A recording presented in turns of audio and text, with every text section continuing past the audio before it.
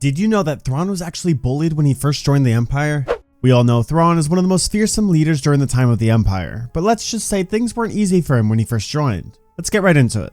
Moments after Thrawn first met with Emperor Palpatine, he had finally joined the ranks of the Galactic Empire. Now, this wasn't a simple process. Thrawn didn't just become a Grand Admiral overnight. Thrawn would originally have to start in the Royal Imperial Academy on Coruscant. He joined this academy with his translator Eli Vanto. Now, Vanto was a cadet that was almost finished with his training, so he could become a supply officer, but his life completely changed when he met Thrawn. Since he was the only one that understood Thrawn's native language, he was then assigned as his translator.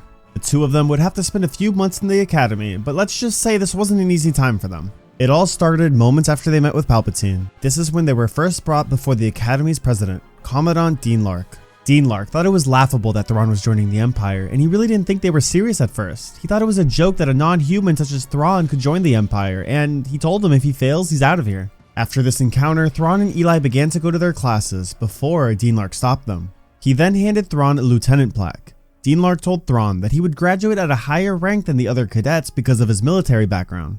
He also mentioned that some of the higher-ups in the Empire really wanted Thrawn to get into command position as fast as possible, so therefore he's giving him a plaque.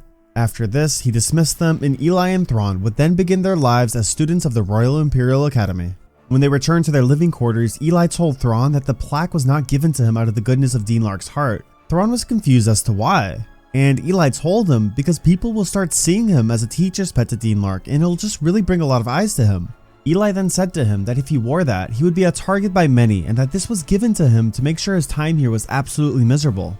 Thrawn listened to Eli and decided to hold on to the plaque, but he would not wear it in public in order to prevent any issues. The two then went to get lunch before they would start their first day of classes. However, they began to get many dirty looks from the other cadets. They started to make fun of Thrawn because he was the only non-human there. Some called him an alien freak, and they also shoved him around in the halls. They even started picking on Eli as well, because not only was he seen around Thrawn, but also because he was not born from the inner core worlds. It was very easy for someone to notice this because of his accent. Crazy enough, although they were being made fun of, Thrawn and Eli really kept their composure during all of this, and they didn't react. See, Thrawn knew that this harassment was very minor, so he didn't report it. Instead, he purposely wanted them to keep doing this, so they would eventually step over their boundaries. This would then lead to them maybe doing something very extreme that they would end up getting in trouble for. Later in the day, they returned to their living quarters once again, and Eli told Thrawn that they were invited to play cards with a few of the other cadets. Crazy enough, these cadets were some of the same ones that were harassing Thrawn. Although they were invited, Eli warned Thrawn and told him that this was a trap. Thrawn then told him that sometimes walking into a trap is the best strategy.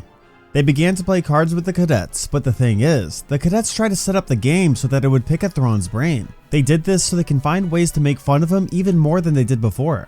Once they began to play, the cadets set it up so there was actually no way that Thrawn could win. But let's just say Thrawn knew this. Thrawn even began to entertain this idea, and he let them on for a little while until he finally placed his cards down, and out of nowhere, he revealed his lieutenant plaque to them. This was done to put them in their place and to really show them his rank in the Empire. As he was showing them, an academy instructor came in out of nowhere and tried to stop their game as he thought they were up to trouble. Thrawn then dismissed the officer because technically Thrawn was a higher rank than him, and then he continued to tell the rest of the cadets to never underestimate their enemy, or else you can get beaten, just as they did.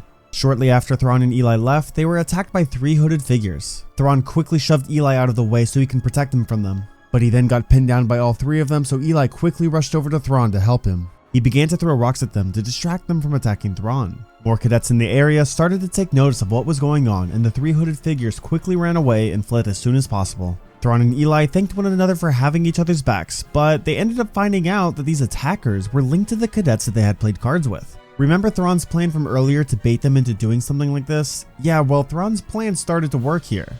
Shortly after, Eli and Thrawn were able to obtain the comlink evidence to who these attackers were so they could get them in major trouble. They grabbed this evidence and reported it to Commandant Dean Lark when all of a sudden, there was an issue. One of the cadets who planned this attack was named Spence Orbar. Now, Orbar was the son to the Imperial Senator of Coruscant, so if he were to be punished, then Commandant Dean Lark could potentially be fired. Dean Lark then said they couldn't punish him because basically it would be his word against theirs. Thrawn then decided a new alternate way of punishment that actually did not include any charges. Thrawn suggested that he wanted Spence Orbar's friends to be instead transferred to a new starfighter pilot school.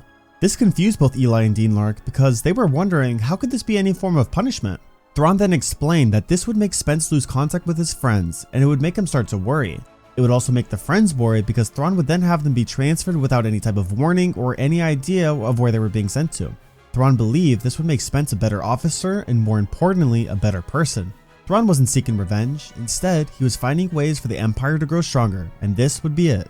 Personally, I love this story, and I thought it was really cool to see how Thrawn dealt with this. I mean, it really makes you see his character in a different way, that he doesn't prioritize revenge, but instead he takes care of them by trying to teach them a lesson. But what did you think about this? Do you like how Thrawn dealt with this, or would you have preferred him to deal with it in a different way? Let me know in the comments below. Thanks for watching, and may the Force be with you always.